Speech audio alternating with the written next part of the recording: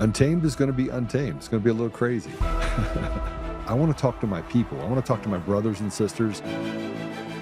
We can have grace and humility in how we interact with other people. Oh, hot dog, look at you. And nobody talked about what's really happening. And let's have conversations about what truth is.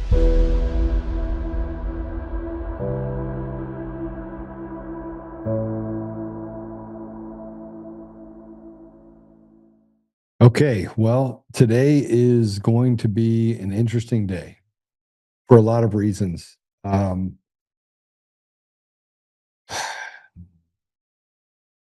Peters talked a lot about it. By the way, I just want to say thank you to the people that were on Facebook. They were on Facebook. Let's see if I can do this. I spent an hour kind of walking through whether or not I talked about wanting the governor and the attorney general and the secretary of state of Colorado to be tried for treason and hung.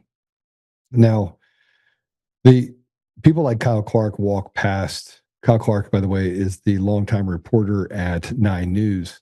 He's a radical Antifa activist and, frankly, a guy that has apologized and allowed for stories about pedophilia and for people in positions of trust and authority that committed those crimes to be overlooked.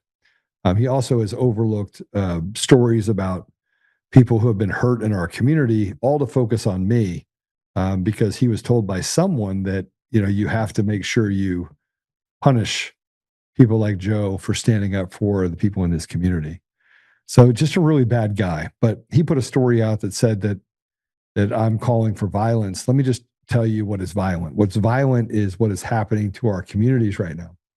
What is violent is letting children be groomed to the place where they commit suicide at 12 to 15 times the national average. What is violent is creating this social contagion about things that they're doing related to who's a fascist and who is evil and who is not evil.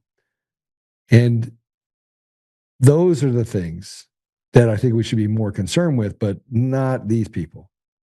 The violence that we have in our community where someone that goes and tries to abduct a child is told that, we're just going to let you go because you're not competent to stand trial. That is violence.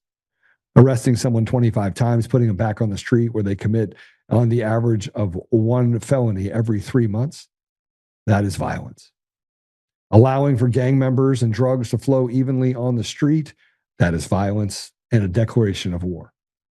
I mean, what we're facing right now in the United States of America is nothing short of a coup. We are actually actively in a civil war right now, whether you can see it or not. And so there are no rules for me. And I'm slowly getting to that point where I'm starting to make a decision on my own, like from my own environment, on whether or not I'm going to speak the truth while I'm out there trying to say to myself, well, if they capitulate to goodness and they decide to lay down their swords that are meant to hurt and maim and victimize our communities, then maybe I'll give them a chance. But if they don't, what do you expect me to do other than to call for what should have already been done? There should have already been a declaration of insurrection against the United States government. It's very obvious for people to see. So I will say this again. Did I call for and support Polis, Weiser, and Griswold to be tried for treason?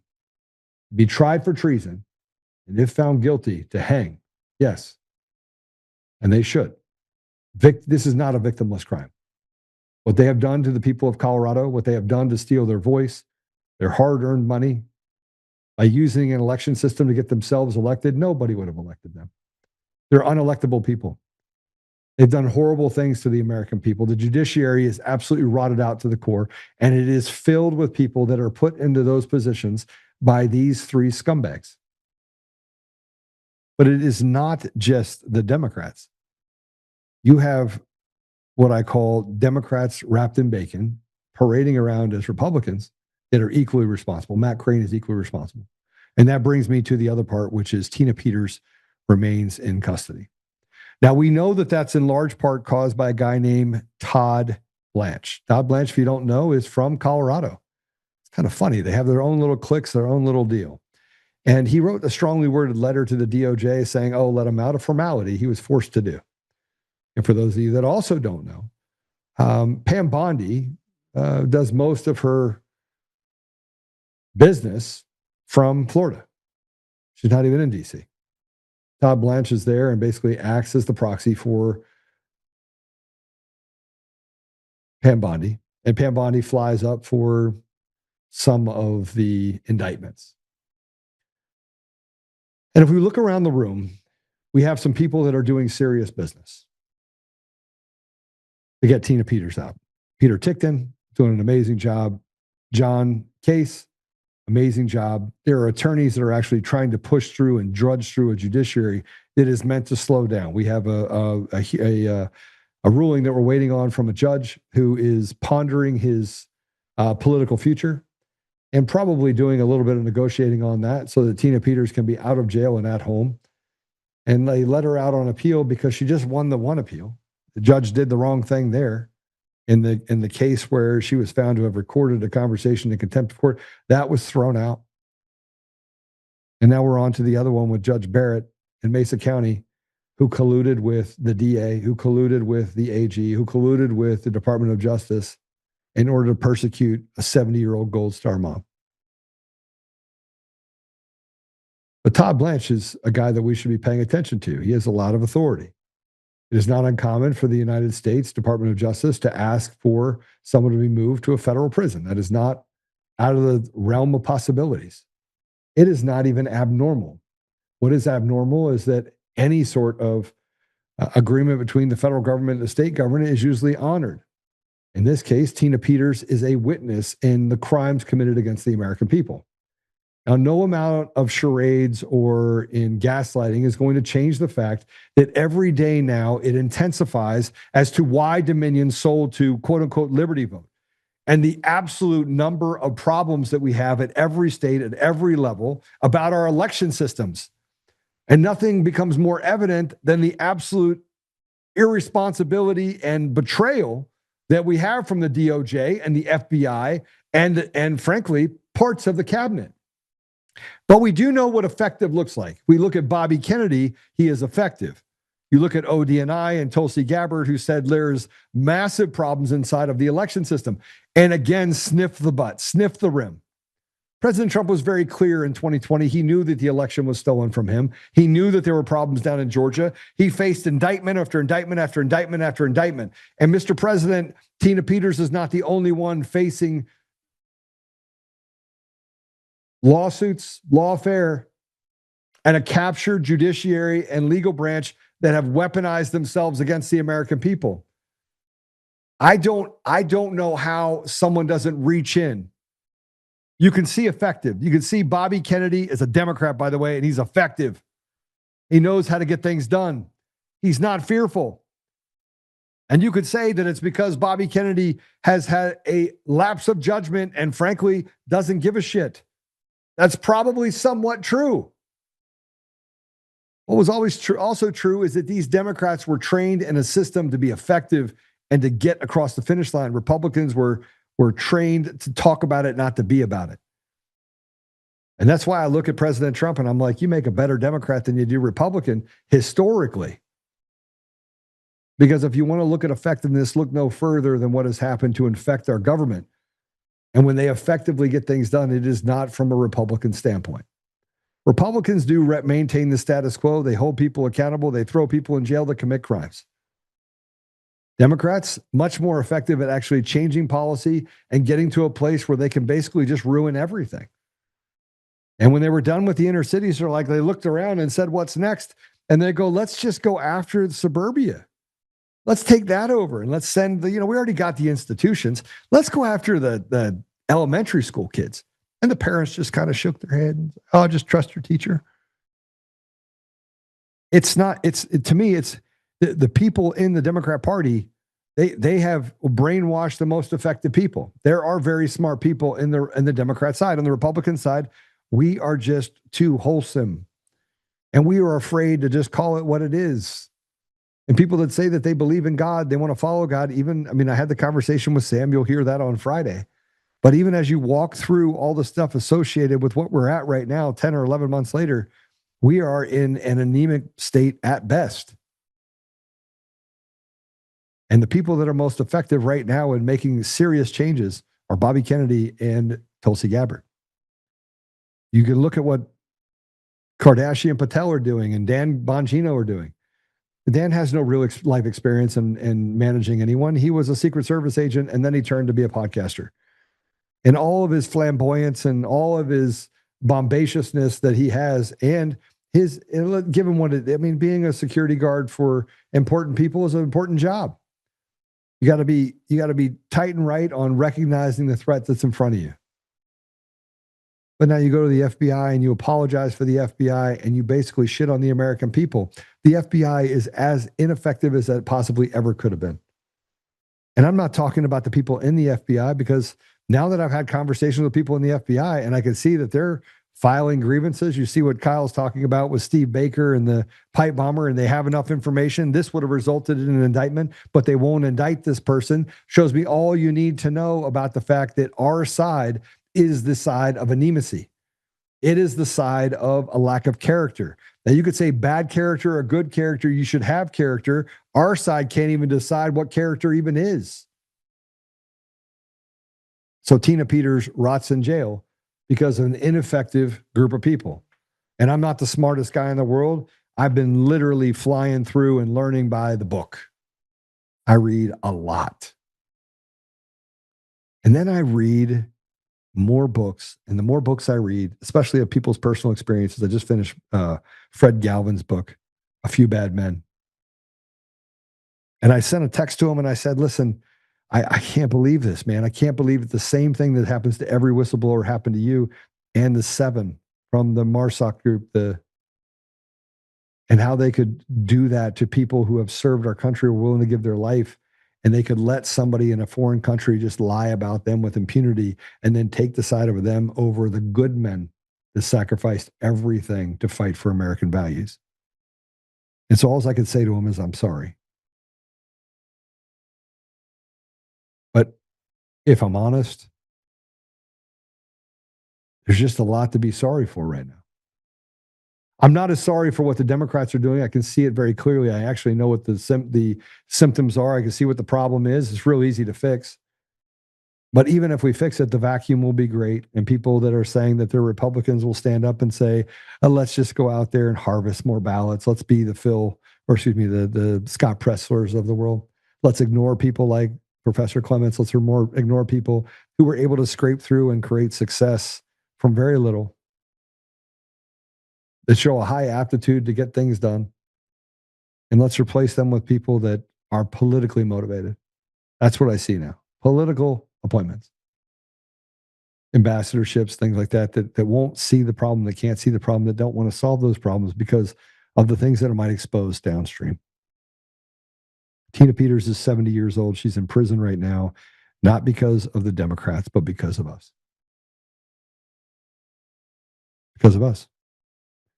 We have refused to understand that we were at war. We have refused to fight back. And when people do fight back like me, you know, I had one person that worked for me for the last 11 years.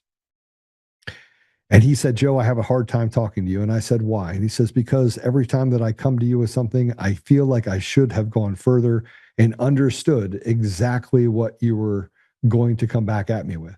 And then I would have solved the problem myself. And so when I come to you and I say that I have something, I know that I'm going to get a sharp response back. That's in essence what he said to me. And he says, so it's intimidating. I don't want to talk to you because I'm afraid of you. And I was like, well, that's interesting. So why don't you start the conversation with, Joe, I'm afraid of you. And not afraid of what I'll do to him physically, but afraid of the conversation because he would not have thought it through. And then I will come up with something. He's like, how in the world that quickly did you come up to a solution when I'm sitting here, been working on it for 2 weeks? It's very frustrating for people. And I said, start the conversation with, I'm intimidated. And I'm sorry, I might not have seen this all the way through. And then let's go from there. Let me see if I can help you through that process. 11 years he's been with me. It's the first time I've had that conversation. So I do recognize as well that I make bad decisions at times. I made a bad decision about getting involved in this to begin with 5 years ago. Because I had a friend of mine that told me, I just did a 1-hour video on Facebook where I explained whether or not I did want people to be put to death for treason against America. And I said, well, if it's the law, if you don't like it, change the law. You know, they won't, though, because they're going to weaponize it against us like they did the 1512 law that was used in Enron. But as we walk through this and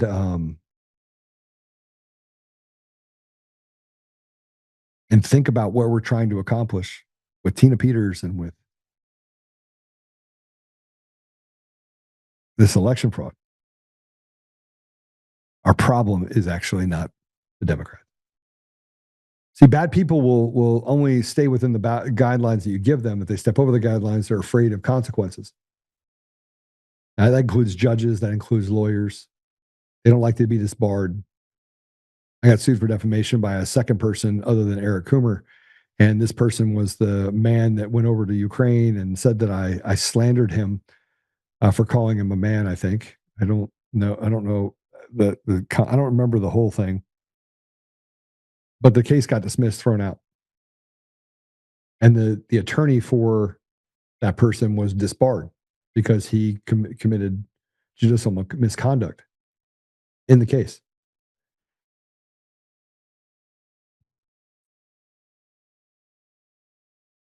One of the few times that I've seen the system work.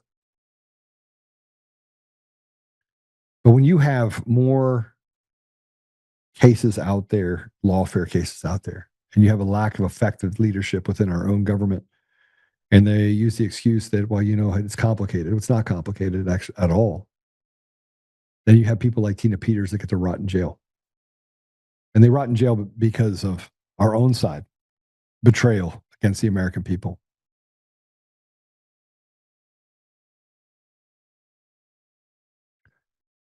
Not because of anything that the right has done. All right. I'm also going to talk today about, it had to come up that I sued Mike Lindell. I'm going to address that today.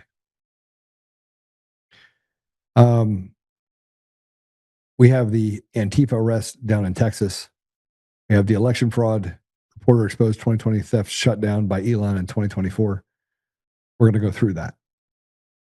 And then Gary Bernstein, I had a conversation with Matt DePerno,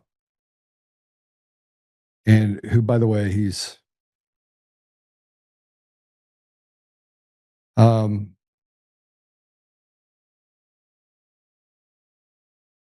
got some stuff that's happening. I thought maybe I'll just fly to Washington and I'll sit at the White House and have a conversation with President Trump. I'm sure he's heard plenty of stuff that he needs to have unwashed from him. But we're gonna go through just a bunch of stuff today. Sorry, I was reading something just now from Matt. But I want to go through the stuff that was stopped in 2024. And then I want to ask you guys a simple question. Why is it if they knew what had happened in 2024, weren't there mass arrests and people over in Serbia that were arrested immediately? Why in the world were there's not a rendition flight that was sent to put people in Guantanamo Bay and have them arrested for stealing the election in 2024 when they knew that Dominion Voting Systems was at the epicenter of all of this? Why am I still in a lawsuit with Eric Coomer, a guy that was recruited by the CIA, most likely recruited by the CIA because who else would hire a guy that couldn't pass the background check to work at McDonald's? And it just so happens that a sitting congressman, asked Clinton Curtis and a Chinese company to build an election system dating back to 2002 that in 2004 could steal an election without you ever seeing it. How would that even be a possibility? And how on the heels of that did they find this guy Eric Coomer and put him inside of Sequoia? And if CIFIS, which is the organization inside the government that is supposed to root out any national security interests, said that Sequoia needed to be sold off, and it was sold off in 2009 after putting people in positions of power and authority during that time transition, and the only person that lasted throughout the entire thing is his name, Eric Coomer. He's it. He's the one guy that went through the whole thing. Well, there's a few others who was radically left. How in the world are these people not in cuffs? And I'll tell you why. Not because of the Democrats. It's because the Republicans know that they're faced by a system that literally is rife with corruption, and they don't know what the outcome will be. They're afraid of it. They're cowards. And there is no appetite right now to make decisions to have military tribunals, which is what they should be doing. They should arrest 50,000 people, run them through a government tribunals, line them up, execute them, line them up, execute them. After you get to about 200 people being executed, the rest will sing like birds. You want to know why? Self-preservation. A vast majority of these people on the left are so pathetically weak that it would take no time at all to get to the bottom of the election crime. To reset the reality that then will ripple through the rest of the world. And we won't have Macron actually talking about going to war and World War III and that Europe needs to be able to mobilize against Russia because Russia is not our enemy. And it's all too familiar. When I had this interview yesterday that you guys will see on Friday with Sam, he's a pastor, and he's like, well, Russia is providing it, and Russia.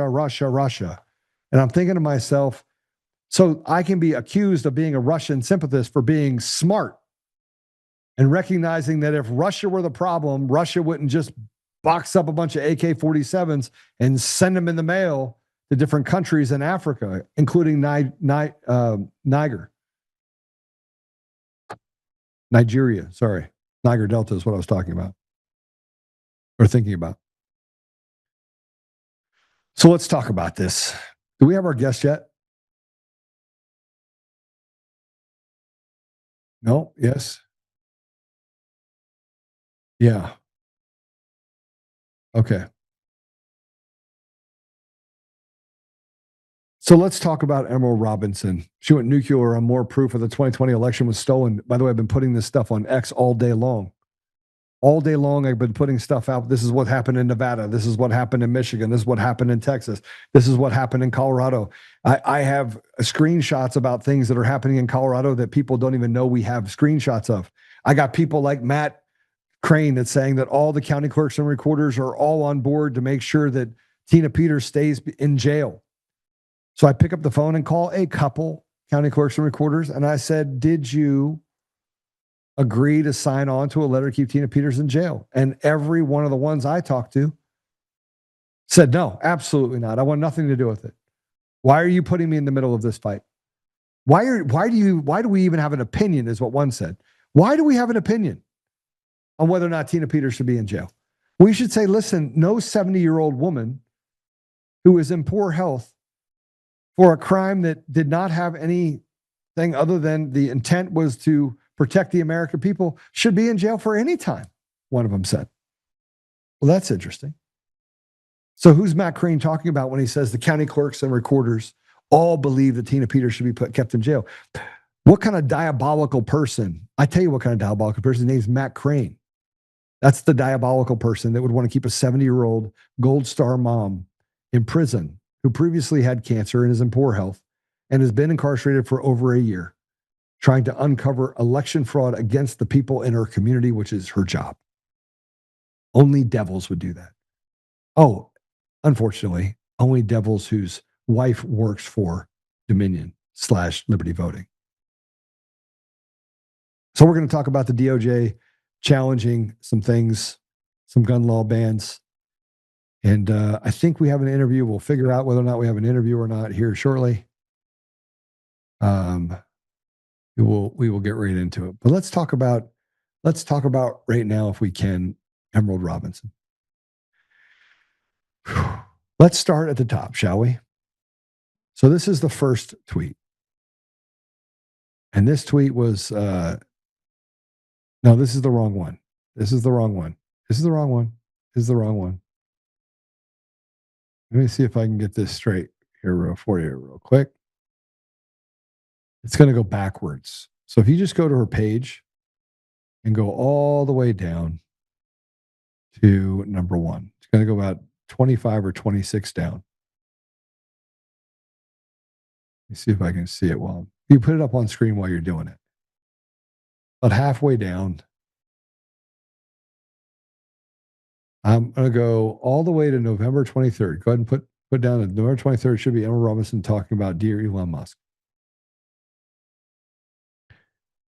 This says, Dear Elon Musk, I'm reaching out for comment. Oops, put this over here. Here we go. Comment on a story. It was October 2024. You were staying on a property at Mar-a-Lago. You met with a man, provided the technical details on how the voting machines are rigged. Then you went to Trump rally in Pennsylvania and discussed Dominion. And let's, if we go through all this stuff, underneath that, it says Leah Hoops, who's been on here before, says Elon Musk was approached by Greg Stenstrom at a rally in Delaware County in 2024. Elon reposted Greg's comments. We have had the evidence since 2020 on video. So that's true too. But let's go back to it if we can. Go back to the thing, put it up on here if you would. Right above that, you said it's time to tell you a story about how the 2024 election fraud was stopped. Are you ready? I need you guys to understand as I read through this that this is Dominion voting systems. They did not address ES&S, Smartmatic, or Clear Ballot. Now, they're all the same substructures. They have the same issues. And one of the things that I was able to do very recently is uncover election fraud related to Clear Ballot. Now, I worked with a group of people. I have to be very specific now because Coomer's lawyers like to say, do you have that information? I work with people because I want to catch people lying. So I will go through and I will listen to certain things. I will ask them to do certain things. I won't gather any of the information personally. I will validate it, go through validation process with others. And then I'm like, all right, that checks. Keep that in a vault or do whatever you're going to do with it. I may have to come back to you and ask you questions on that. Now, some of the people that get involved in this are deathly afraid of being doxxed because of what's happened over the last 5 years. Here's what I can say. What you're about to hear actually occurred fully. Now, there was also, by the way, a phone call that was made to Elon, and he said, it's done. Trump will win. And he left Mar-a-Lago early. Left early on election day. Go check the math. This is true. So Emerald says, a few weeks before the 2024 election, Senator Mullen and former Senator David Perdue finally arranged a meeting between Trump advisor Susie Wiles and one man who could explain exactly how America's election systems were rigged. The meeting took place at Mar-a-Lago. Susie Wiles had publicly said the election fraud was not real, and the people who thought so were crazy.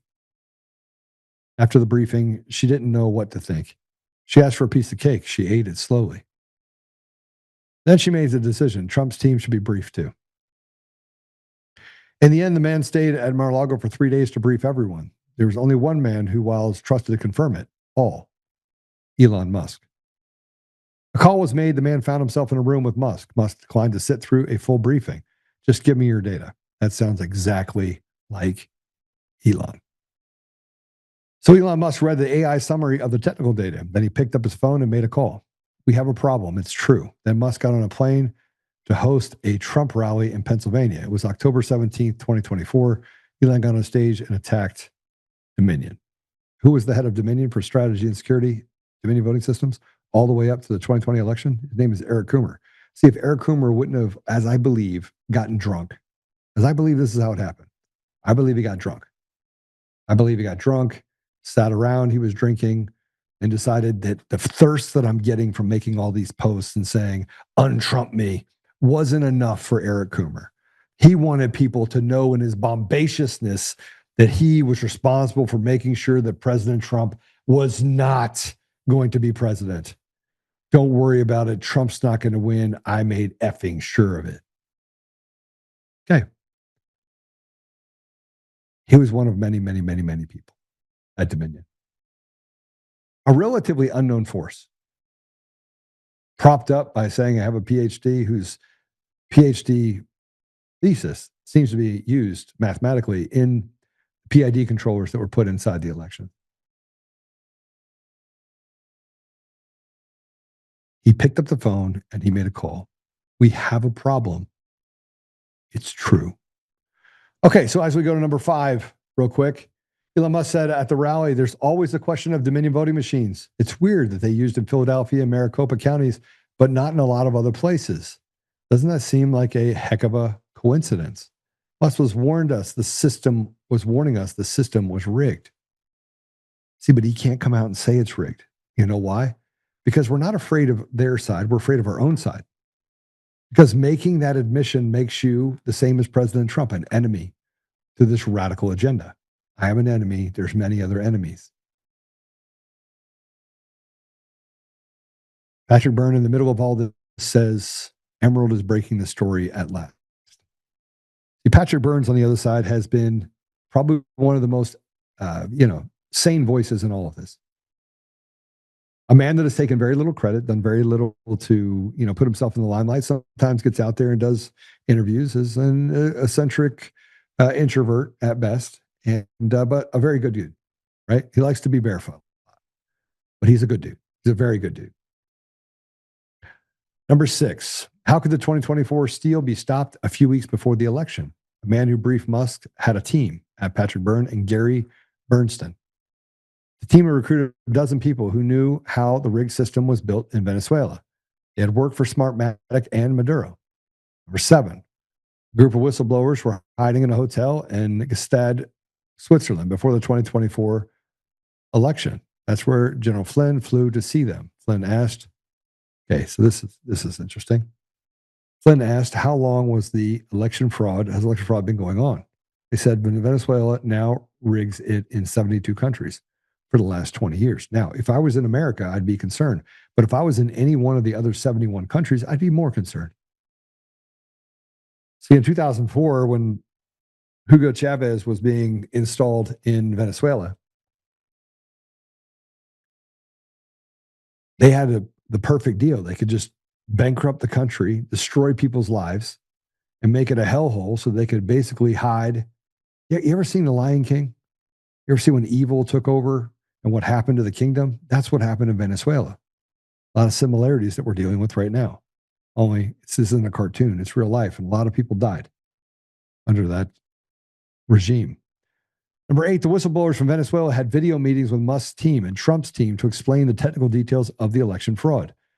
Most important detail, the Dominion IP addresses that were located, it all cost $15 in Bitcoin from an anonymous Japanese account. The relevant data and IP addresses were now verified. This when Senator Mullen came to the rescue again. A cybersecurity team got the data. 3 days before the 2024 election, Dominion office in Serbia was hit. Their computers were useless.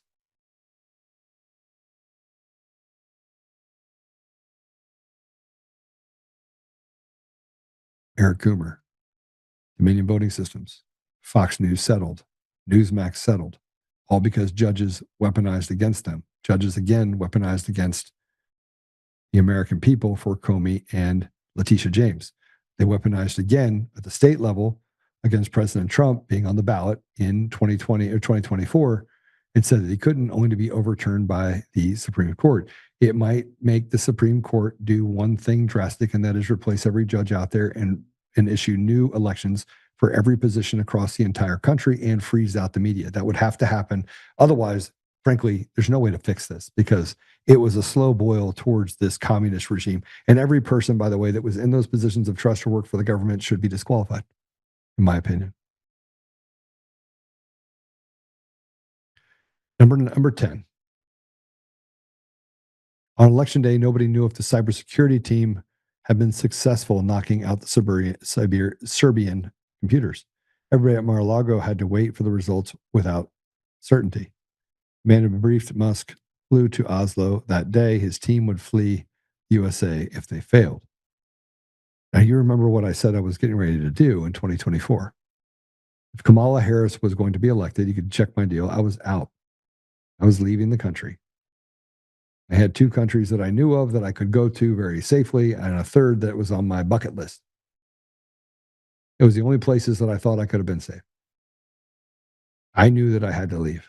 And in large part, I'm still facing a large amount of persecution by a weaponized judiciary that still is keeping Tina Peters in jail and doing a lot of damage to a lot of other people. Number 11, imagine the moment on election day, Trump had no idea if he would win.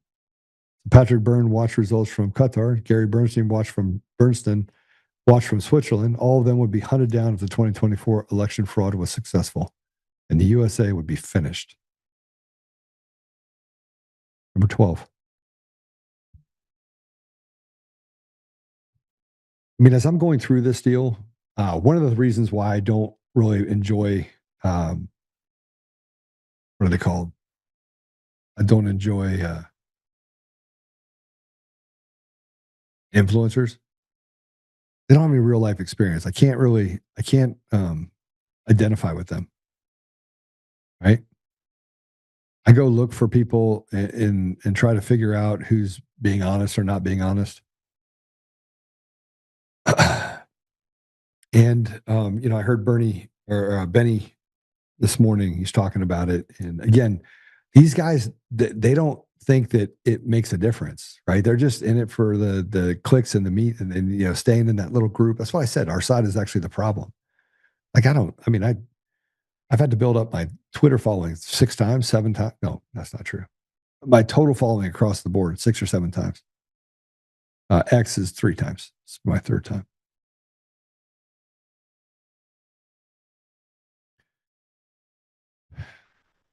Let's go back to it real quick. Guys, hit the share button if you would. You hit the share button. You guys hit the share button. Doesn't matter. They're not going to let you share it with your friends anyway. So just share it just to appease me. Just hit the little share button. Or 12. Trump was upset with his own staff after Elon Musk verified the fraud was real. He's been gaslit for 4 years by his team to drop the topic. In fact, his staff hired a Cuban intelligence asset in 2020 to investigate the fraud. To lie to Trump about an election was fair. Number 13. But that's the thing about Trump. He always hires the wrong people. Mr. President, let me explain something to you. The day that people that have credibility get told they don't have credibility, when they're the ones that literally fearlessly did everything and never taken a dollar from anyone and stood on the thing, there's only 2 things that can be true. One, you use them as useful idiots, or frankly, you hired the wrong people that kept you away from some of the smartest people out there. That's the reality. And I tried to help Mike Lindell. You know why I tried to help Mike Lindell is because you kept talking to him. And I was like, well, this guy is literally going to sink his own ship. So I stepped into the deal and I did everything I was supposed to do. I took his $800,000, $900,000 bill that he was spending on infrastructure, and I got it down by 75%. I gave all of my team to Mike Lindell to say, hey, listen, I need you to help him as much as possible. We're going to build this up. We're going to take him public. We're going to try and protect him over here with My Pillow. And here's the thing. You can't protect someone who doesn't want to protect themselves. That's the reality. Who's not smart enough to go from being a drug addict to one side to being addicted to the fame and fortune on the other. And I would travel with him all over the place. And he would get on the stage and he loved to talk for sure. And he took my advice for a long time. And I was like, Mike, don't talk about that. Mike, don't talk about that. Mike can't, Conan's bad. Mike, but on the other side, he had people like Steve Bannon that were telling him, hey, you need to get rid of Joe. True story, get rid of Joe. He had other people that said, oh, yeah, Joe this, Joe that, Joe this. I mean, Lou Dobbs. Lou Dobbs would get calls from Bannon and other people, and he would say stuff like, oh, so Brandon House in the middle of the night, here's what you guys don't know. In the middle of the night in January of 2022, 2023, 2022, 2022, I don't remember. Beginning of the year, 2023. In the middle of the night, here's what Brandon House did. He unplugged the computers, did everything, and left Mike high and dry. We were down for 48 hours. I rebuilt the entire system and put a new system up literally 48 hours later. I was able to rebuild the system for a couple $100,000, of which I put the money in to get it done. And we were back up and running, and everything was awesome. I did that.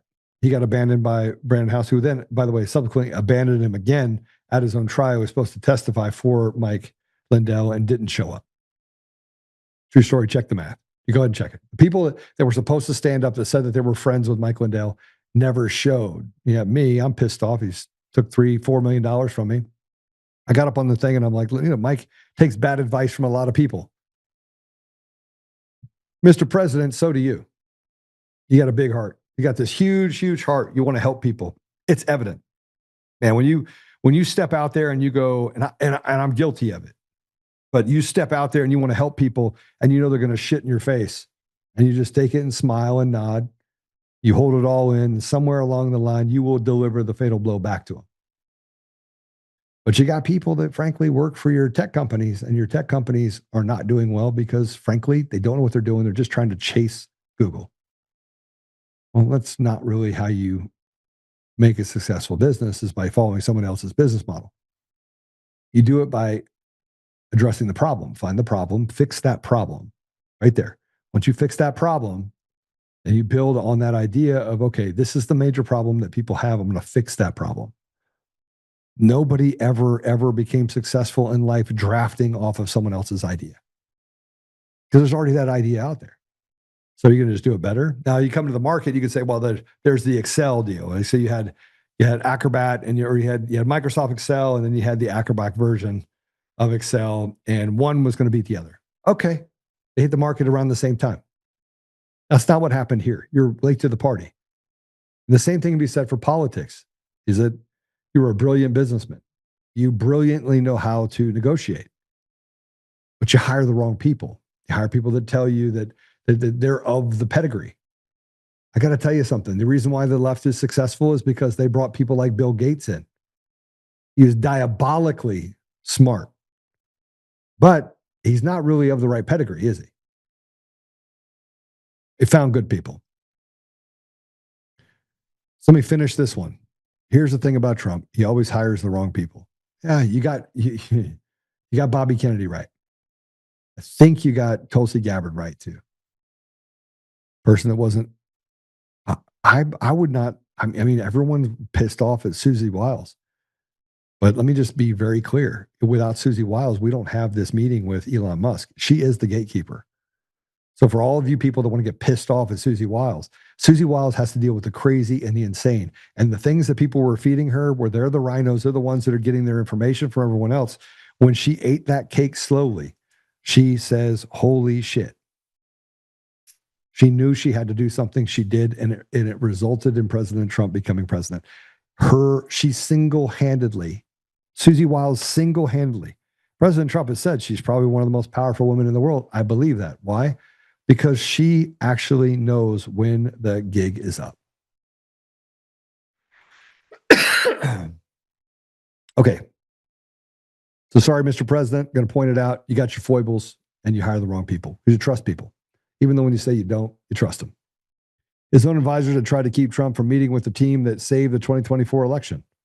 People like Boris Epstein and Chris LaSavita had blocked the truth at every turn. So did Mark Meadows in 2020. I was supposed to meet with President Trump that Saturday.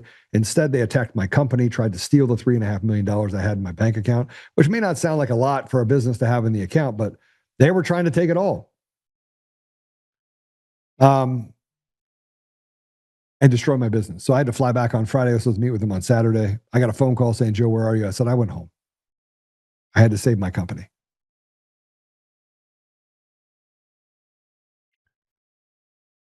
Then Emerald says something right in the middle of all this. She says, I'm posting tweets one at a time so that X cannot hide, deboost the entire thread. My sources, the team that saved the 2024 election, my proof, Venezuela is now surrounded by American warships. If you don't think that President Trump is in Venezuela because of elections, you are really one foolish person. I have never been more, the thing that happens when I can get away is that I start to actually do the same thing. I got a whiteboard sitting behind me. And I just go through it. I just walk through them. I walk through it. I'm like, okay, here's the math on this. Here's the math on this. How is this connected to this? Can I find anything that has the thread?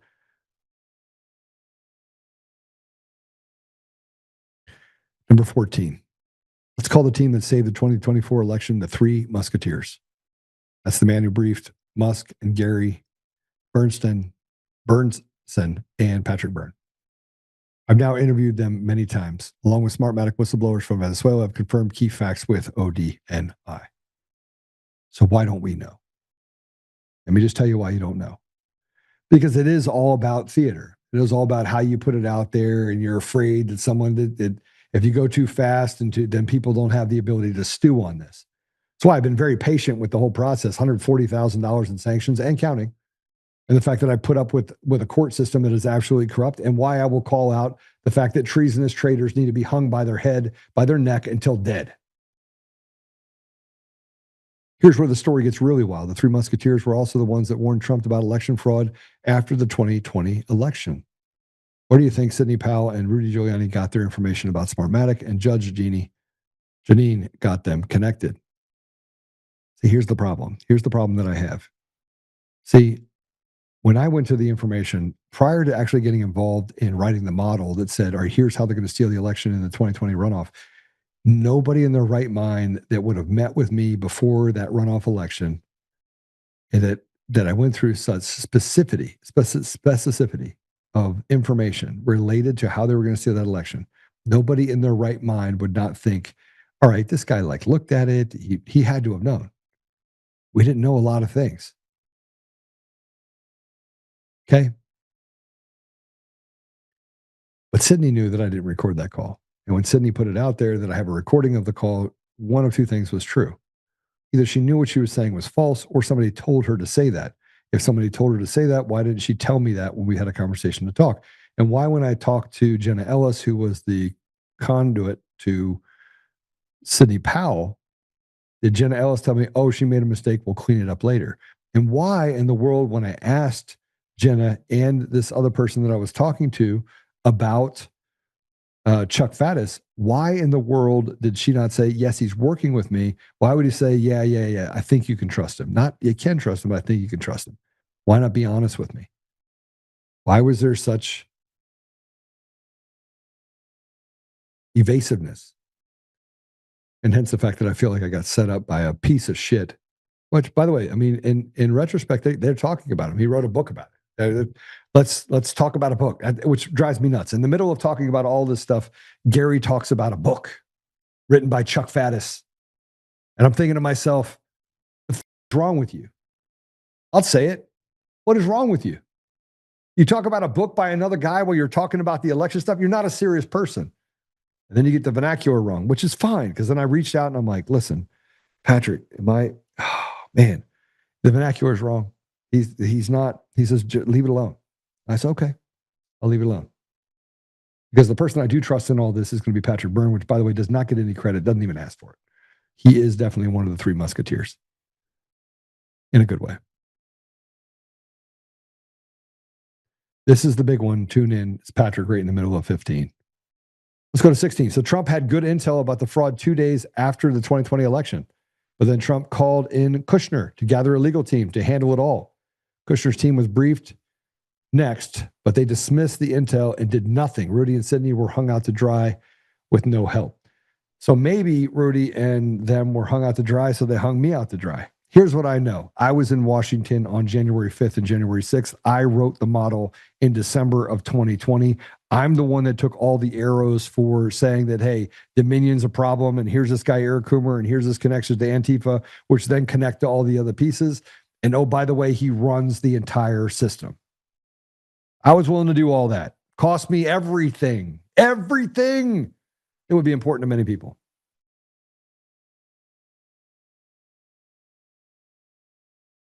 Rudy was hung out to dry.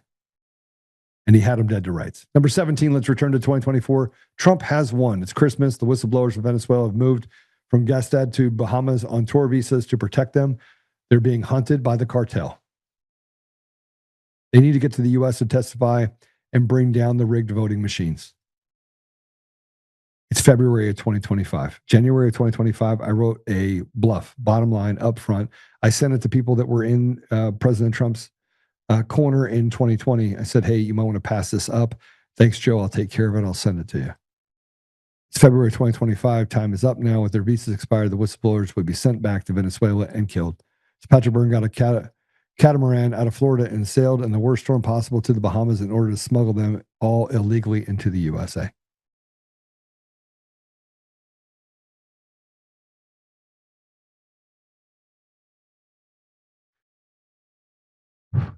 I don't think you guys understand how incredible this is to be sitting on the outside, understanding what we understand and watching the Kabuki theater in the lawfare and what judges are doing, what people are doing, and the fact that media like Kyle Clark, these Antifa guys that you know are really bad people, are saying that I'm calling for violence by saying that treasonous traitors should be hung by their neck till dead. And yet we have all the information and we have the witnesses and everything is as clear as day in front of us.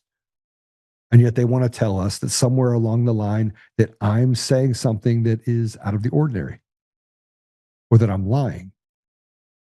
When a guy runs into a building, goes into a bar and drinks a bunch of stuff, lies about it over and over and over again, negotiates out of a felony on the side of the road, something Americans don't get the ability to do. But Eric Coomer does, not once, not twice, not 3 times, but 4 times. His 4th subjected DUI or driving under the influence of alcohol or drugs over the last 25 years. 4. Now, normally that would remotely put you in jail for a long time. But no, he had his lawfare on his side. And people within the organization and organism that flagged him and said, hey, don't do anything to him. Number 19, why is this happening? After all, Trump's now back in office. The most important whistleblowers in American history are stranded because Team Trump does not have its act together again. Finally, Tom Homan saves the day and sends 2 guys from D.C. to bring them all into the USA. Tom Homan, another amazing man. Remember, you have Kash Patel, you have Dan Bongino, you have all of these people that say that they're for it. You have Todd Blanche and you have Pam Bondi. You have people that on the surface are saying that they're doing the best that they can while they create problems that allow for these people to slip through loopholes. And if you don't think that the judge that let Comey and Letitia James go didn't get a phone call from someone else in the DOJ saying, hey, walk through this and kick them out here, we'll protect you. We got your back, because we're going to steal back the elections in the 2026 cycle. President Trump, we're being told, just wait. We're at war right now. We're at a civil war where people are trying to actively take over our country, and we're being told that we have to wait. We have leaders that are wildly popular, and we have others that are being said they have no credibility. I've been said, I have no credibility. I have no credibility. That's what I was told. I was told I have no credibility by people that frankly took everything from me, took my money. Mike Lindell took my money. You have like all these people that get involved in it. I don't even want to mention names right now, but I'm going to. I'm like literally just writing it all down. And I'm thinking to myself, how is it that loyalty does not get rewarded, but people betray you and he keeps letting them stay? Number 20, it's April. Trump authorizes task force on election fraud, DOJ, CIA, DHS, DNI guys meet the whistleblowers. Then the agencies start to fight over who has control over the investigation. None of these guys return for interviews or casework. They disappear. Team Trump fails again. Number 21, what's going on exactly? Our intel agencies are so compromised that none of them really want to investigate election fraud because they're involved in rigging the elections too. And Trump didn't bother to fire all these people. Number 22, it's June. 2 whistleblowers are so upset with handling the investigation, they leave the USA in secret. It's all about to fall apart. Tulsi has to bring in new guys from the 3-letter agencies to start all over. These guys are shocked beyond belief after the interviews. It's July. The investigation report is done. Tulsi prepares to bring a full report in 2020 and 2024 to President Trump. No one's talking about 2022 in the middle of it. By the way, this will be one of the most consequential interviews that I do or podcasts that I do. And I'm just talking about Emerald Robinson and giving you my thoughts in the middle of it. Trump's own White House advisors tell Tulsi to not include the 2020 evidence, so she gives Trump a partial report. Trump is now angry with Tulsi. Number 24, Trump gets tired of waiting for these reports since he wants to know if Venezuela really runs America's elections. Who does he finally call to brief him? Well, the 3 musketeers, of course, not the CIA or the DNI. That's when Trump decides it's time to overthrow Maduro.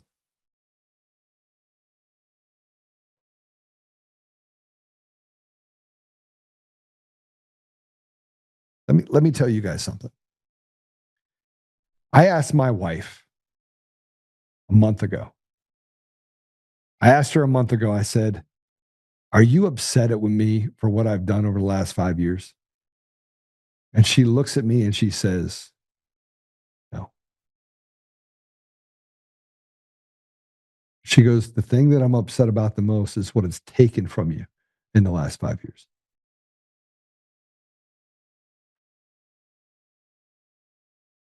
It didn't take it from me. It took it from you. It took it from all of us. When Tina Peters rots in jail, it's because the system is so inherently broken that we can't get to the bottom of the ocean. You can't see it. You can't feel it. It's just not there. I am not afraid of what I've been able to do. And I'm telling you right now that as we go through this process and the more we don't do things, the worse it is going to become.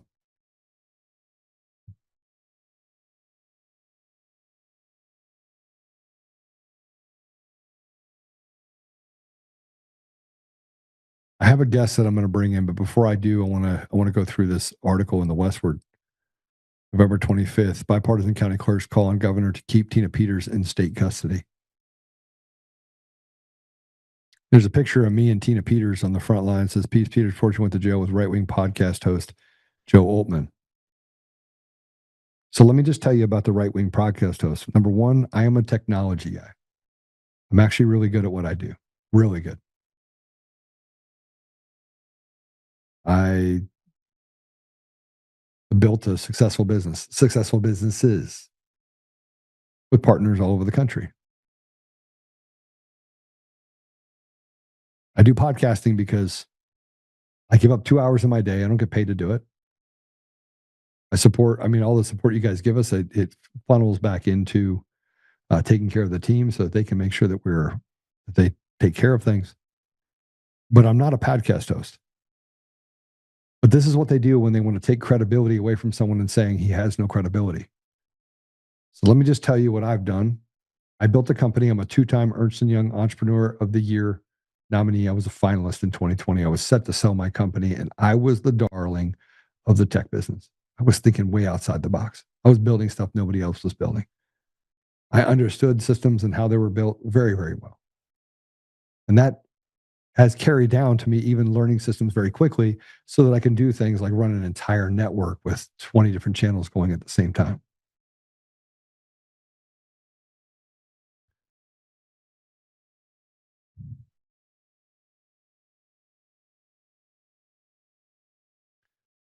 In this letter, you can put it up if you want. In this deal, they had half dozen Democrat, Republican, unaffiliated county clerk appeared together on an online press conference on Tuesday, November 25th, pleading with Governor Polis to keep former Mesa County Clerk Tina Peters in state custody and to publicly announce his decision to do so. I just read to you what was going on with the elections in 2020 and 2024 with Dominion voting systems. The fact that Elon Musk was able to step in and stop election fraud in 2024 that put President Trump in the seat that he's in today. It's not hyperbolic. It's not made up. And yet the people inside of X are still trying to keep that story under wraps. It shouldn't have 600, 800,000 people that have seen it. It should have 500 million. The message from the clerks who spent years living with the fallout from Peters' election machine breach was blunt. It follows a letter sent by bipartisan County Clerk and Recorder Association last Friday urging Polis not to transfer Peters to the custody of the Federal Bureau of Prisons as requested by the Trump administration. Colorado Attorney General Phil Weiser and Secretary of State Jenna Griswold also called on Polis to reject the request last week. Any move to transfer Peters to federal custody would send a dangerous signal that elected officials can sidestep consequences, according to her former peers, who say the governor's silence is already putting them at risk following a spike in threats over the weekend after the CCCA letter was made public. Let me just tell you something. The person that pushed this button, his name is Matt Crane. I would not be surprised if he was closely associated with intelligence communities that are doing whatever they can to keep this all under wraps. You just heard about the fact that CIA and ODNI and other DHS employees basically dropped the ball on the investigation into this while Tina Peters rots in jail. That's called sedition. Those people should be tried. They should be put in front of a military tribunal. And if found guilty, they should face the rest of their life in prison and or face a death penalty. That's the reality. You want to send a signal to them by arresting Polis, arresting Weiser, and they know what's coming. And let me tell you something else about what's happening in Colorado. There's a case currently that has been unsealed. We're going to talk about it in the next couple of weeks that has a grievance against Polis, Weiser, Jenna Griswold, judges, including Supreme Court judges, in a $15 million bribery case that has spanned the last 5 years. And the whistleblower is directly inside and has been admonished by all of these people for giving it up for and letting people in. A betrayal because you've let them in to our judiciary that we've used as a slush fund in order to persecute people with impunity. That case is actually pending now.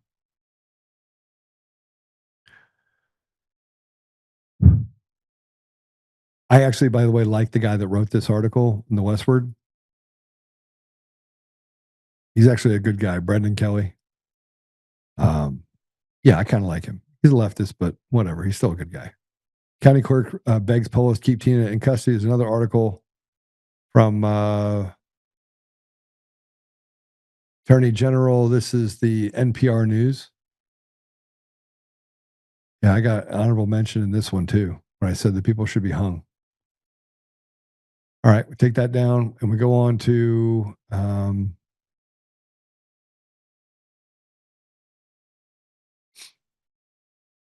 I'm just going to get to it. So let me just talk to you a little bit about our guest. His name is Mark Lynch. He's a veteran investigator exposing federal spending abuses and deep dives into USAID scandals and taxpayer ripoffs. He's a former analyst for conservative think tanks. Now he's blowing the whistle on globalist grift. I think he's running for office. I didn't get that inside of this deal, but we're about to find out. Mark, welcome to the show. Thank you, Joe. Thank you for having me. Yeah, I'm sorry it took me so long. I had to get through the stuff that I was dealing with Emerald's posts. I'm way too close to it, and frankly, the last 5 years I've lived it, and now to finally see that Captain Obvious is catching up with everything, and yet I haven't seen any arrests is a little bit maddening. Yes, America's furious about all that, and I can tell your heart where you're at with this, and I appreciate you exposing all this craziness. It's time for something to be done. So tell me about yourself. Tell me about what you're working on. Are you running for office? I'm running for the United States Senate to replace Lindsey Graham here in South Carolina. That's how I knew your name. I just read about you last week, and I said I had to have you on the show. Yes, somebody reached out to me, and I was like, absolutely, running against Lindsey Graham. Please get rid of that guy. Well, we're working hard to do that, and it's going to happen. Okay, so tell me a little bit about yourself. Tell me about your history. Where'd you grow up? Okay. Yeah. I was born and raised in Greenville, South Carolina. Been a resident here my whole life. I thought you had a Chicago accent, so I apologize. Yeah, no. And then after school, I went to the University of South Carolina, majored in advertising, public relations, and came out and continued to work with my dad. He started an appliance TV store business back in 1951, and I came out of school in 81, and in 1983, we formed a buy-sell agreement, and I started buying the business. In 1985, he turned the reins over to me, and I took it over, and our business has been blessed. God's at the center of it, and our company has grown 35 times after I took over. We had 5 employees. We have 110 now.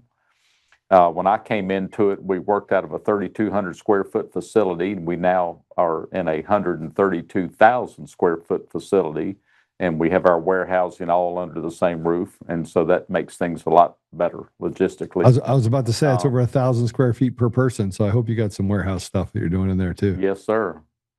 And anyway, our business is awesome. We've got a unique culture here. We have a chapel in our company, and we have 2 pastors on staff teaching the Word of God on Tuesdays and Thursday mornings. And we've been debt-free since 1999, personally and corporately. And our business is now going into the 3rd generation with my son and daughter taking over and transitioning them into it. And how did I get into politics? You know, we hear about the word politics. When you break that word apart, poly means many, and ticks are blood-sucking parasites. Yeah. And that's this sport that we're getting into. But back in 2014, we hosted a gentleman by the name of John Guandolo, and he ran an organization called Understanding the Threat, vanquishing the enemies of our country and bringing America back on the offensive where it belongs.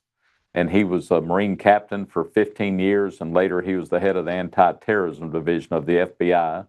And we hosted him here in our chapel because it seats about 125 people, and we had 70 of our law enforcement agencies sheriffs, police deputies, SLED agents, FBI agents inside of our chapel hearing his presentation about how to deal with Islam at the local level. And our meeting was incredible. And I got involved with him after that and became a board member and later chairman of his board, helping his organization. And he left the FBI because of the Islamic infiltration into Congress and Homeland Security and everything. And we started training police locally and educating the public in church events and having 600 and 800 people coming to them. And then later, meeting House representatives and sheriffs and FBI agents and some of our state senators. I was asked to run for office in 2020. I ran for a state Senate seat and almost won. That was the year of COVID, where we couldn't even knock on doors after a couple of months. But since then, we formed a political activist group, keeping bad bills from getting passed and helping good bills get inside the state house and getting rid of the bad actors running for office or inside the state house and bringing better guys and gals in to run. And teaching the Constitution and doing all these things. In the last 4 or 5 years, I've been asked to run for office again. So we prayed about it, and talking to consultants, it was decided my position would be best served as a United States Senator in Congress. So here we are. How are you faring against Lindsey Graham? I mean, you have stolen election systems there too. So, I mean, I'm the part of the thing is it's a selection, not an election, and you won't get me to believe anything different than that. I am a tech guy. I'm very good at what I do. I don't want, so I'm just telling you that please don't argue with me on that. You can argue with me offline if you disagree with me. Yeah, no, we understand election integrity and how horrible it all is. And in South Carolina, we have open primaries also to add to that. Well, that should so be. the Democrats cross over on our Republican primary days and help change the results of our Republican elections, which is crazy. And that's how a lot of these traitors, some people call them rhinos, I call them traitors, they get in. And our state house is known as Crooked Columbia, the crookedest state house in the country. You know, we have a lot of customers that move here. We're in the appliance and furniture, electronics, TV business, and they've left the woke areas in the country, and they're so glad to be in a red state. And then we bring out the voting records, and we compile all that and show people how their House reps and senators are really voting on their scorecards. And you know, we've been showing that about Lindsey. His lifetime constitutional voting record is 57%. He's failing. His conservative review score is 43%. These are public scorecards people can look up. So I disappoint our customers because they believe they're in a red state. We're just better at faking it, I guess. But we've got a lot of work to do, and these open primaries don't help. And the election fraud going on with the ESS and Dominion machines are horrible. And we've all seen that. We hired a guy to work with our activist group that does analytics, and we noticed in some of the last elections that during runoffs, they were flipping about 3 to 4%. They had the same kind of variable each time, and so there's still a lot of cheating going on. What's your platform? Well, my platform is God first. That's what makes America great again. Our country, our forefathers, our framers were divinely inspired as they wrote the Constitution, and it only works in a moralistic society. And every decision I'll make is based on God's word. If it can go through that filter first, then we'll see if it can pass through the Constitution. If it can get through that, then we'll look at it. That's how I will make a decision if I go to the U.S. Senate to serve the people of South Carolina. And if it doesn't, it's a no for me, you know. And then we have to decide if it does pass through those first two filters, is it necessary, and what will it cost the taxpayer? So that's how I'll make a decision. You know, I'm 100% pro-life in my platform. Life is formed at conception. We don't get to murder the child. Again, words matter, and I call it murder, not abortion. I'm America first. I love Trump's tariffs. I mean, I think that will definitely even up the cost of the playing field and bring back American manufacturing so we can hire American workers because we take pride in our work. And when I was a child, made in America meant something. Made in China meant something too. It meant it was garbage, plastic, crap, you know. So I'm glad we can bring jobs back to America and hire Americans. I'm for doing away with the H-1B visas. We need to hire our students coming out of college. We had a presentation at Clemson University, and we spoke to the Young Republican Club there. And one of the engineering students said, you know, I graduate next year, Mr. Lynch, and I appreciate your stance on closing the border and deporting illegal aliens, but we've got a problem. We've got students from India coming into our country on H-1B visas. Their country's paying for their tuition. They will never assimilate into our country, and they're going to take my job opportunity at half the pay. And I was born in this country. So what are we doing about that? And I said, you bring up an awesome point, and we need to work on our immigration laws and our procedures of who we let into this country, and those need to end. Our kids need to be first. That's America first, not kids from other countries that are paid by their country to come here. So how do No, so? Go ahead. Sorry, keep going. Yeah, no, well, go ahead. Well, I mean, I look at the three things that I think are most pressing. As a senator, you're responsible for the entire population. There's 2 per state, right? And Right. it's kind of like I hate to say that the House of Representatives is like the JV league and the senators is like is like varsity, right? If you want to look at the two, and I know that it's not that way, but it really is. I mean, the senators have a little bit more responsibility longer term. They got more entitlements when it comes to like budgets and things like that in Congress of things that they're responsible for. And you usually typically see a higher caliber of individual in the Senate than you do in the House of Representatives. It's a much more difficult threshold because you have the entire state that votes for you. Now, with that said, you know, I'm one of those guys that looks at how do we solve the problems with the poorest among us. It's as if you have a tree and 3 of your roots are rotted, right? And I'm pretty sure that in your state you face the same problem we have in Colorado or in Texas, where you have, you know, 40% live below the poverty line or at the poverty line or in a place where they're live paycheck to paycheck. Let's say it's only 40% where you live. How can you create policies? And I know this is the big problem with Congress is they don't feel like those policies ever get back to that. You know, it's not a state deal. It's like you're like the overarching of, well, that's what the state Senate's supposed to do or the state legislature is supposed to do. But how can you address the 3 droughts or deserts that I think face almost every country or every state in our country? And that is food deserts, opportunity deserts, and education deserts. Like how do we restore education to our country? Because right now it's indoctrination and pure propaganda. How do we restore dignity to our country? Opportunities going to even the inner cities. And if you restore the education, it restores the opportunities. And then how do you make sure that you get rid of food deserts for the single moms and people that are the poorest among us can see that there's actual opportunity? Because everything seems to break below 40%. Like those are the parts of our roots that we just try to stay away from. Yep, that's a great question. You know, again, God first, and again, that's got to be brought back at the school level with prayer and God's word being taught. And you know, I would tell any parent right now, it's just like my grandchildren.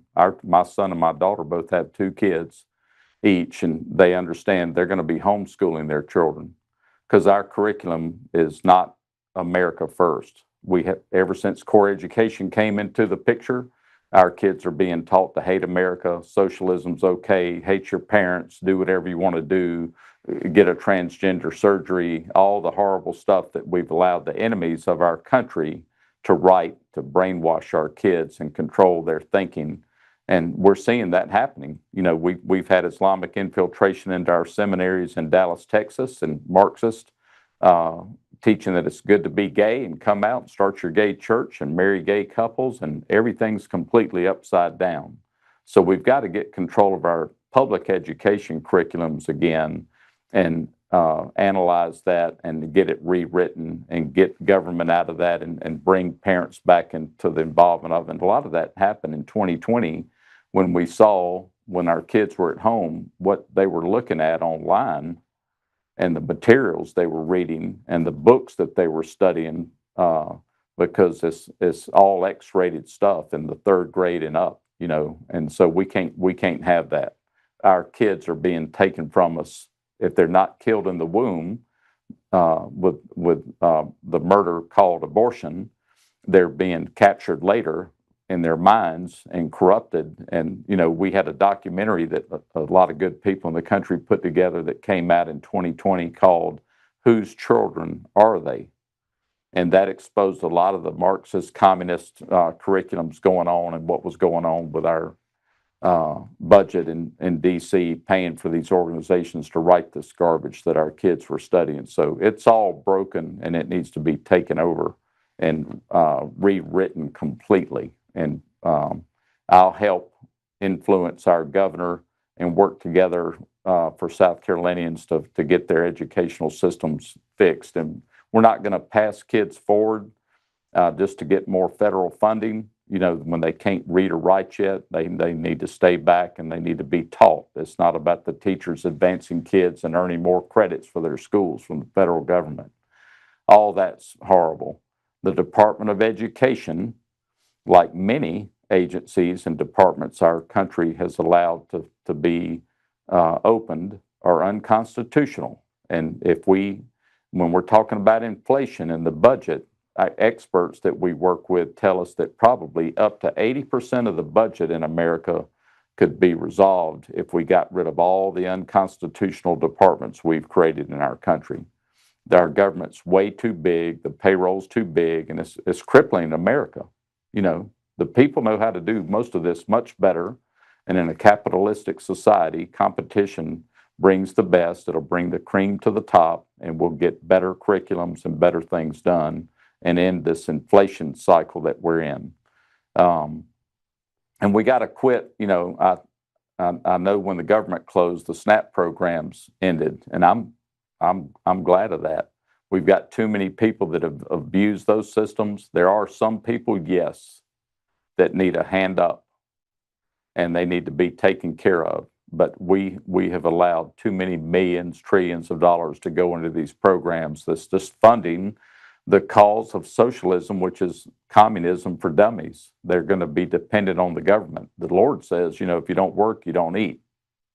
And so we've got people that are capable of working, just all they're doing is walking to the mailbox to see if their checks come in. And we need to stop all of that. So we've got a lot of work to do. And those are some of the things I'll definitely be working on in the big picture. The other thing is, just replacing Lindsey Graham will bring a lot of money back to the budget because he's over USAID and there's all kind of crazy spending going on there. We had a list that came up with some of that with the waste and abuse that's happened. There's $1.5 million that have been spent in the USAID budget to advance diversity, equity, and inclusion all across the world, and especially in Serbia's workplaces and business communities. $70,000 was for production of a DEI musical in Ireland, just an example of the craziness. $2.5 million for electric vehicles in Vietnam. $47,000 for a transgender opera in Colombia that we paid for. And you and I, Joe, we're paying for that. The citizens are paying that. We're paying for the demise and the destruction of America. In the Quran, that's known as civilization jihad. Yeah, and these are all things that you've outlined, right? So you've outlined the $1.5 million DEI push in Serbia, $70,000 for an Irish DEI musical, and $47,000 for a Colombian trans opera. Like not the Trans-Siberian Orchestra either. I'm talking about actual trans. Like that's right. Yeah, you went through the EVs, the Peruvian trans comic. $6 million for Egyptian tourism, $2 million for sex changes in Guatemala, $6 million for fun tourism in Egypt, $47,000. I mean, it just never ends. It never ends. Right. And then when we talk about the endless wars, we haven't made a constitutional decision to go to war since World War II, and we haven't fared well in any of those conflicts.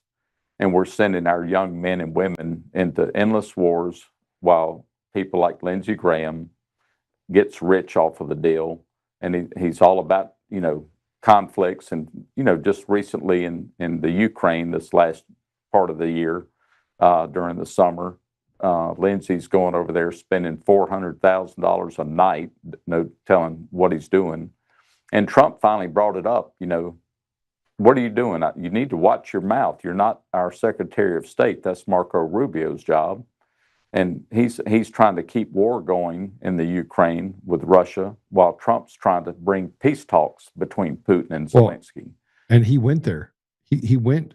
Right. He went to Ukraine, and the war got intensified the day he left. That's right. Right. So he's acting in proxy and doing the things that President Trump should be doing when dealing with foreign policy. And that's right. The reality of it is it's not the only one. It's not the only problem. We also can see what Macron's doing in trying to ready the EU and acting as the proxy for the rest of the EU, right, to go to war against Russia. And I'm so sick of the Russia deal, right? Right. It doesn't take a rocket scientist to figure out that we've got some really bad people all over the world that are attacking Russia, because it seems to be the adult in the room other than President Trump. Sorry, yep. That's reality. And we heard the Logan Act several months ago, and I kind of forgot about that too, but these guys have been in violation of the Logan Act. And so, but the problem, Joe, is we're not enforcing any laws, and nothing's happening. And we watch the news every night. It's the same story, just another day older, and things are getting worse, like with the Epstein files. And, we heard about a list back in February from Pam Bondi. So what are we doing with that? Nobody's receiving any consequences. I heard you earlier before I came on, and I'm all about the rule of law too. And we have a lot of people that have committed treason in this country, and they need to face those consequences all the way back with Hillary and everybody with Benghazi and Obama's administration and the whole thing.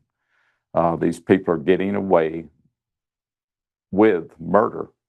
And America is furious that nobody's getting arrested or dealt with these acts of treason.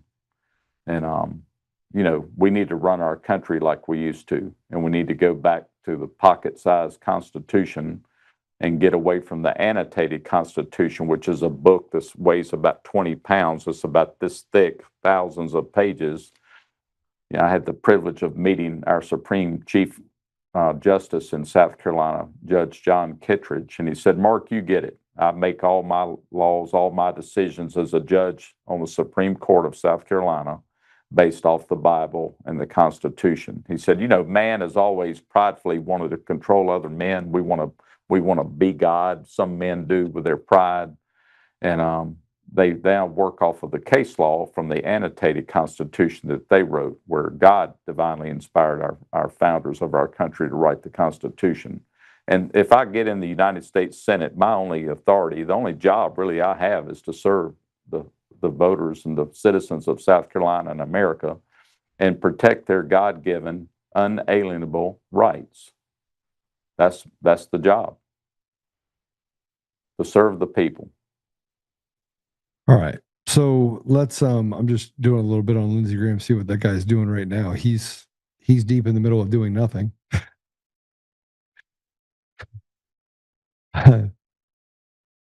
This is pretty crazy. Well, he got a bill added in when they opened the government up because his records were getting subpoenaed for having part in the Russian collusion hoax, when he was the guy who spearheaded the whole thing, trying to get our president put in jail. But he added a new bill where the senators can now sue and get up to $500,000 per incident. And you and I will be paying for that.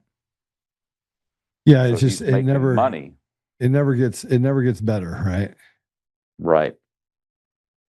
So he changed from a criminal under prosecution and investigation procedures into a victim, and he's going to get paid.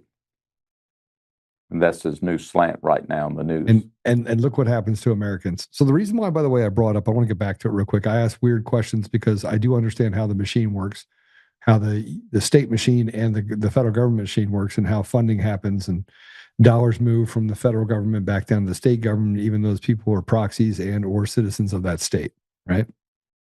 Mhm. When you ran a business, right? You ran a successful business that grew by 3, 4, 500%, whatever it was, 8 times, 10 times. You grew a business. You grew a business that, as people in my comments said, renovations, and those renovations, we would use your store. So they actually knew who you were. They were just talking about it in the comments. Um, let me just ask you a simple question. Would you use, let's say that all of your companies run really well, but the warranty part of your company is run poorly. Would you let that warranty company of your company run poorly?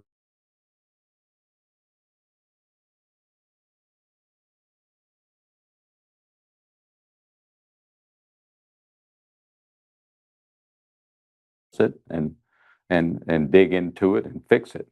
We can't let the rest of the company start funding the warranty company. Every bucket stands on its own. See what you just did? See what I just did to you? I kind of boxed you in there a little bit. So when I talk about the broken parts of society, or the broken parts of our country or state or whatever, I actually think that that's the only place to focus your efforts. I think that if politicians spent their time talking to the 40%, the 60% are always going to take care of themselves. We always have, right? But if you take care of the 40% and you create adequate environments where you can stop treating the poorest among us like animals, because frankly, in some places that's what they do, right? And get to the ethos or to repairing that, then the rest of it will it'll blossom into something much more successful. And then this is what Japan did, by the way. They set, an ethos. And I think it's something we do very poorly in our country because, frankly, they're not in our neighborhood, right? When they come to our neighborhood, we call the police on them. so we're willing to hire them, but their drug problem is not our problem. We don't want to lock them up because we don't take their constitutional rights. So we do to them what we wouldn't do to our own kids, which is like grab them by the neck and throw them around and say, "Listen, you're going to stop doing drugs." We don't do that to people because they have a right to ruin themselves. It's just it's antithetical to who we are as a country and a community. And I think the leadership in our country has to adopt something that allows for us to have that conversation. Yeah, there's a restaurant in our area that we all love, and I won't name names, but back when Tom Homan started coming around and we're going to start deporting all these illegal aliens. Yeah. This guy's restaurant one day, about 10 of his people didn't come in. His wife had to come in. He had to come in because they all didn't show up because they were scared they were going to get deported. And I said, "That's good for you. Why do you have those people working here? I don't have illegal aliens working for me. I have American citizens working here, and yeah, they cost more to pay, and it's all above the law. We're doing it the correct way, taking out taxes and doing everything by the book. And I think God blesses that. But some of the construction companies and different companies think they got to have an advantage. And if we let some of the construction people hire illegal aliens and they pay them cash under the table and all that, and they avoid then they take taxes entitlements and everything, right? Yeah. And that's not fair to the companies that are doing it correctly. So we've got to stop that. We've got to stop H-1B visas. We got to help our education. That's a part of this one focus. How do we help the lower 40% in the state? We need to be hiring American workers. All of our installers and everybody that work for us are American citizens. And they make more money, and they stay longer with us, and they invest in the community here, and they get a start in life, and they're able to buy a house later, and they do great, and they work with us 30 years, and they're career hires, and that's cheaper in the long run for me than hiring the deal of the day, some guy that's going to be paid under the table. We don't do that. So that's an education thing too, just within industries. And if all they have is American citizens to hire, we're all on the same page again. And the competition levels off that way for everybody. And we can hire American workers and help our people that were born in this country get good jobs and help build our state out better. Well, I tell you what, I'd support you just because, number one, you own a business, you understand what it takes to run a business. You understand my analogy when it comes to, the roots of your business. You always want to make sure that you have good roots no matter where you align in your business, because Yes, sir. it affects the experience that you have with the organization. Same thing could be with the country. The poorest among us does not allow, if we don't take care of them, we don't take care of the roots of our nation, right? We've ignored That's it. And right. frankly, that's why the Democrats are able to get away with so much stuff and talk about how we don't care about them, because we don't solve the problems. Right. Pretty easy. Well, and as a Christian, I don't have to be forced by the government to give anybody a handout or help anybody. We bring people in here. My wife and I have worked in the recovery industry for 40 years, and about 15% of our staff are people we've helped from homelessness, believing in the lies of addiction, into freedom in Christ. And some of them have keys. They're managers here. They have six-figure incomes, but a few years ago they were homeless and didn't think they had a chance. And so we give people second chances here, and we teach them the gospel of Jesus, and we work with them and mentor them. And they're some of our best employees because, like this time of year, in a couple of days, we're going to be celebrating Thanksgiving. And one of my managers here came and hugged me again today. He said, "If I don't see you tomorrow because I heard you weren't going to be here, man, thank you." He said, "From the bottom of my heart, I'm telling you, thank you for this opportunity. You've helped change my life." And he's born in South Carolina, lived here his whole life, and he's working hard, and he just needed a little bit of help and some direction and some discipline. And these are things we've done, because in our company, it's like I went to a Dave Ramsey entree leadership class years ago for a week in Nashville at his organization. And he said, "Mark, we have to be a high D." They did a DISC personality test. And he said, "You better be a high D if you're running your own business." And that's who comes here to these courses. And then he talked about it. We have to be their father, their pastor. We got to be a hard ass when it's time to be, and be their boss, and sometimes knows the answer. And sometimes it means you've decided to quit because you're not going to follow the rules and procedures of our company. But it takes all that, and we're here. I have an open door policy, and that's part of the greatest reward is helping people and counseling in their marriage, or we all go through stuff in life, and working with people and helping guide them through the gospel and help them become what God created them to be. And that's just an awesome thing to see that ride out and watch miracles happen in people's lives. I agree with that fully. Well, I got to tell you, how do people follow you? How do people give you? How do people support you? Let's start there. And then I'm just telling everybody, if you're there in the state, do you need volunteers? I mean, is there a way to how people that can engage with you in your environment? Yes, sir. So we're a legitimate campaign. We talked about being debt free and everything. My wife and I prayed about it, and I know Roger Stone and met with him back in February, and That's he my said main Trump man. wants to see two things. Your polling and your skin in the game. So my wife and I prayed about it. We pushed $5 million of our own money into this campaign. But it's going to take more than that. But I'm just telling people, I'm not boasting. We're just putting our money where our mouth is. We're in this to win it. And 57% of South Carolinians in the Rasmussen polls that we've done say they will never vote for Lindsey Graham again. And they're ready for a successful businessman instead of a career politician or another attorney. So to help us, number one, we win this on our knees in prayer. This is spiritual warfare. It's evil that's going on in this country. We've got to bring God back first into everything.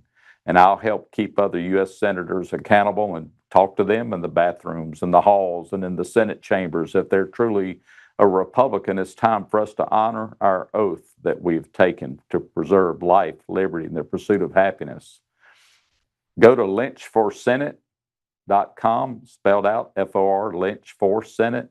there's a place there to contribute. We definitely need donations. We just spent $500,000 the last quarter on TV commercials, and it takes a lot of money to do this. But we're not going to spend $100 million. That's foolishness. All right. So I just want you to know that we should probably talk after the show. I'll have them grab your information.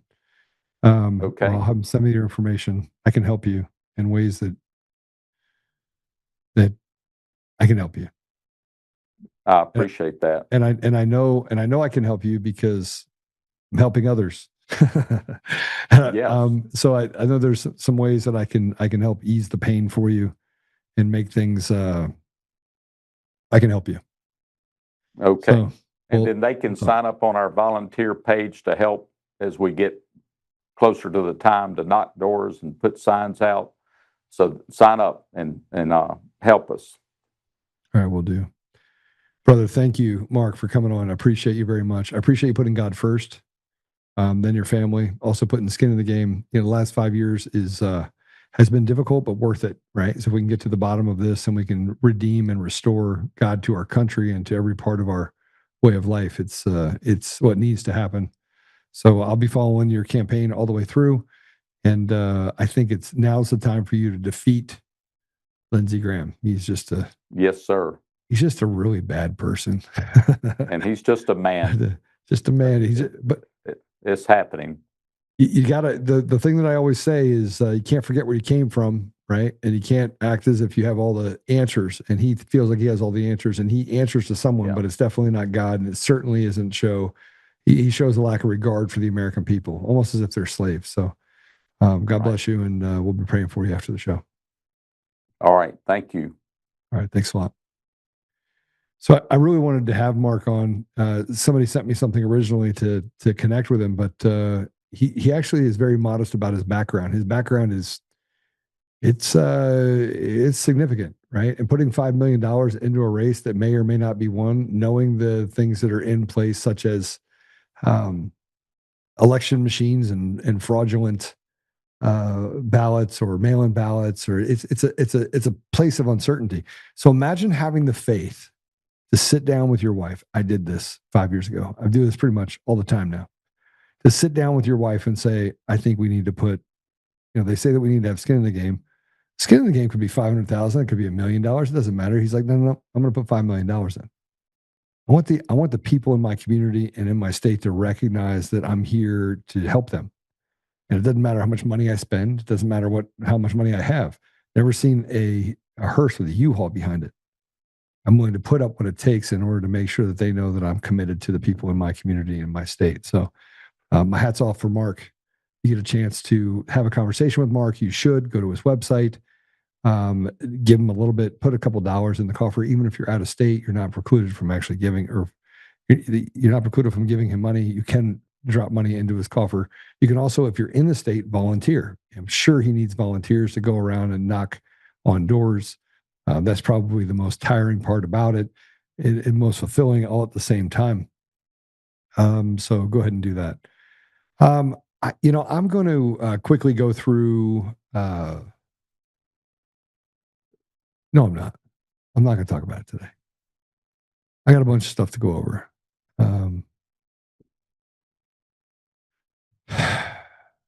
We're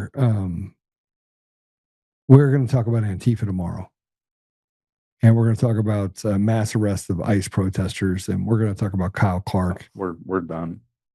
Unmute that.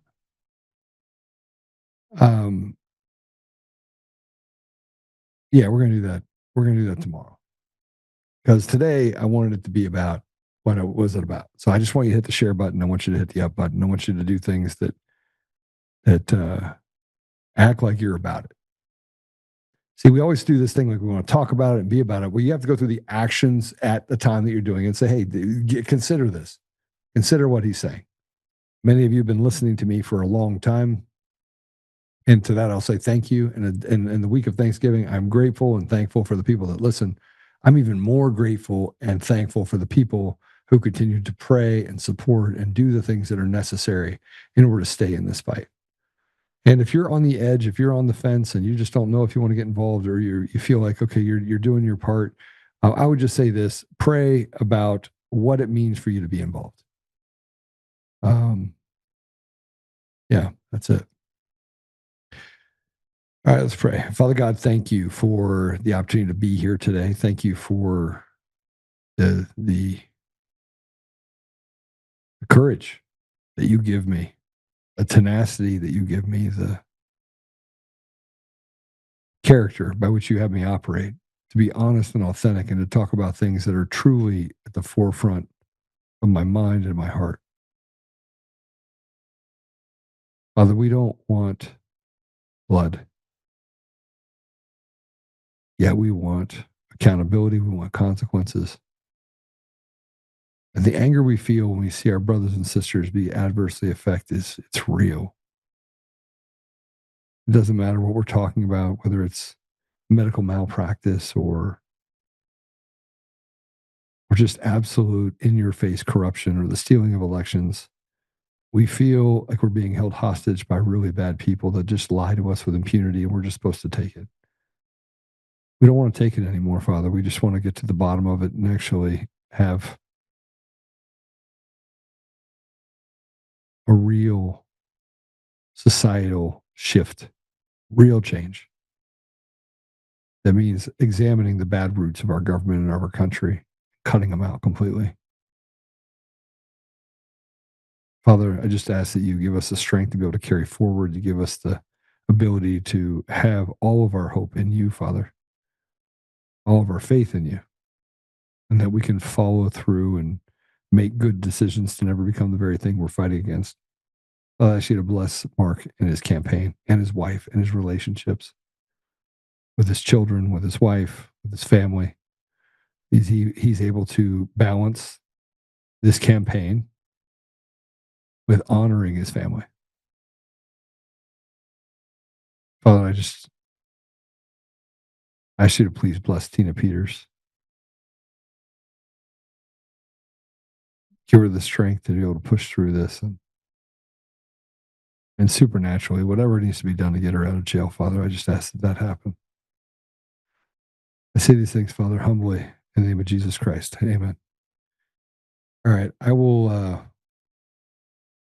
see you guys tomorrow. Have a great day. Share button, 5-star review, Apple Podcasts, Google Podcasts, Spotify, Pandora, iHeartRadio, TuneIn, and more. We're on all that fun stuff. All right, let me come over here and see what Jeff's saying about me. He said I had something on my glasses. To whom much is given, much is expected. I agree with that. Gammy? What did I write? I cleaned my glasses. Got it. Len Boss, nice to see you. Mod Trend, always good to see you. Chris, good to see you. See, I'm going to miss people. It's going to make people see here. So many people today. Jamie, Christmas. Well, Tokyo Drone, great to see you. All right. I hope you guys have a great week this week with the holidays, but I'm going to jump out now. All right. God bless you. See you soon.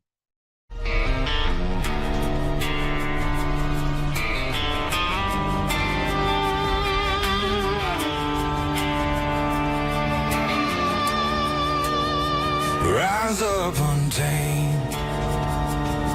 in the heart of the fire where the wild ones roam. Joe Oltmann's calling, bringing truth back home. From conservative daily to this untamed fire, we shatter the silence, lifting spirits higher. No chains can hold us, no lies can prevail. Authentic and fearless on this rugged trail.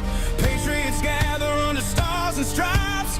Untamed nation, igniting the night. Untamed nation, let the truth roll out in this land of the free. Standing proud from sea to shining sea, we won't back down. Catch the fire, wear the crown. Untamed nation, it's our battle song, motivating hearts where the brave belong. Yeah, untamed and wild, forever strong. Play it again all night long.